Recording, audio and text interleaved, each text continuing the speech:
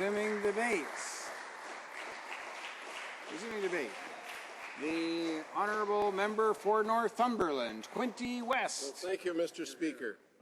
I think this is a night of, obviously, for thank yous. So a lot of my dissertation tonight will be about the people I need to thank for allowing me to be here and for keeping me here.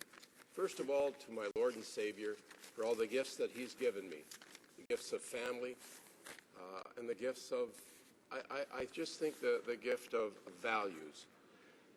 Speaking of values, Mr. Speaker, I just want to thank my mom and dad, Ben and Bernadette Norlock, for the values they instilled in myself and my 5 siblings. They're sort of the beginning, obviously, and I wish to thank them. Mr. Speaker, I have my whole life been a person in public office. The first job, long-term job I had was with the Ontario Provincial Police, and I can recall my coach officer telling me when I thought there were some things that needed to be dealt with in the Ontario Provincial Police, he mentioned to me that I had to earn the right to have an opinion. And I joined our bargaining unit, and we got a lot of things done, and that was some 40, almost 50 years ago, 40 plus years ago.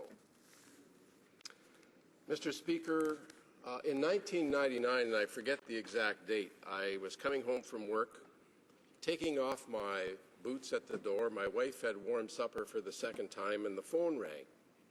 And a gentleman by the name of Bert Purvis was on the other end and suggested that I put my name forward with the Canadian Alliance, a political party of the day, as a candidate. And I can remember putting my hand over the mouthpiece of the telephone, looking up at my wife, who was standing cooking, warming supper, as I say, and said, "Can you imagine?" And my dear wife said, "Just say yes." So it's her fault that I'm here today. Mr. Speaker, we were not successful in the year 2000, and we chose not to run in 2004. But a couple of people are, I would say, responsible in a way. A lot of my electoral district association, being party president for many years, working with them, they thought that this unworthy person should put his name forward. And the member from Leeds-Grenville made that comment to me and subsequent to the 2004 election. I also had the benefit of knowing the member for Halliburton, Kawartha Lakes Brock, who also attended a fundraiser and was supportive. And of course, to Colin McSweeney, who gave me some great advice. But it is the volunteers, our electoral district association and volunteers, who put their faith in us and who helped support us throughout the years during the elections. And of course, I cannot forget, nor will I ever forget, the faith that the good citizens of Northumberland Quinte West put in me in the 39th, 40th, and this, our 41st Parliament. We have done much together, I say to my fellow citizens of Northumberland Quinte West. I look across that great riding and I can see all the things this government, working with other levels of government, that we've been able to accomplish, and I'm proud of that. And I will be talking to the citizens of Northumberland Quinte West in a different venue with regard to all that we've achieved together. Mr. Speaker, you cannot do this job without a team behind you. And throughout the 9+ years that I've been here, we've had quite a number of staff. There have been in the riding, of course. Most of the folks there have been with me for quite some time. And with your indulgence, I am going to mention their names because they are the reason why we kept getting elected. Barb Massey, there for us from the beginning. Catherine Coles, Stephanie Campbell, Rob Dodd, James Daniel, Sarah Honey, Erica Meeks, Jake Enright, Tom Ritwich, who is one of my trainers, I like to say, Graham Howell and his wife Nubia, Mark Elton, and of course Sonia Garvey, who was part of that training team, Daphne Gower and Sally Harris. And I'm sure I must have missed somebody, Mr. Speaker. For that, I apologize. Respect, Mr. Speaker, is something that a lot of politicians don't get. And I'm going to go out on a limb here, and I'm going to speak to my friends across the way, as well as myself. You know, the member for Haliburton, Kawartha Lakes Brock, I can remember at a barbecue telling him, yes, during question period, I think it's awful, I'll never heckle. Well, Mr. Speaker, I must say that I have not been able to live up to his expectations, and for that I tell him I apologize. But, Mr. Speaker, why don't we have the kind of respect in this place that we should have? And I say it begins with us. You cannot expect others to respect you unless we respect each other.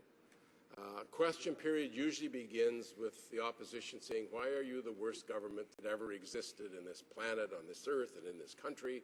And we respond by saying, we are the best government that ever. And Mr. Speaker, we should, and that's where I have to congratulate our forefathers, the other members of Parliament, and the rules and regulation that govern our behavior, like using the third person to tone things down.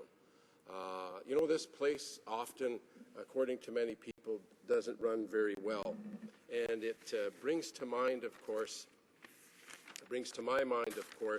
those words of Sir Winston Churchill when he said about democracy, it has been said that democracy is the worst form of government except all the others that have been tried. And I guess I would have to say that about this place. We sometimes look rather slipshod, we sometimes look rather bad in other people's eyes, but you know, Mr. Speaker, the right thing gets done. Canadians are, in the end, well served by this Parliament. And in the end, Canadians always get the right kind of government because we are in a democracy and there will be changes. And that's good. Change is good. Change is healthy for democracy. And as I say, I want to reiterate how privileged I've been to be here. Mr. Speaker, I